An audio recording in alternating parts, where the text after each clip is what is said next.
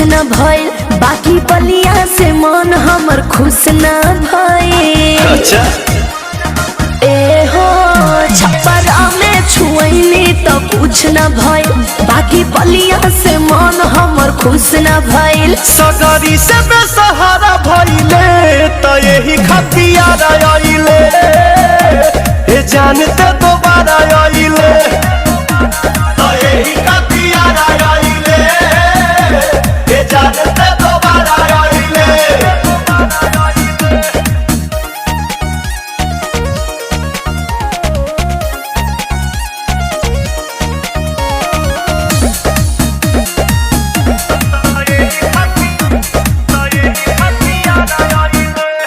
ससरम मौहा करबे न कैलस, आ गइनी पटन हमें। अरे कहा तोर मन नहीं भर पाई तना में। अच्छा। हम जाना तनी सब बारे कतना में, खाली घूम के गुजारा कइले तो यही खतियार आइले, ए जानते दोबारा आइले तो यही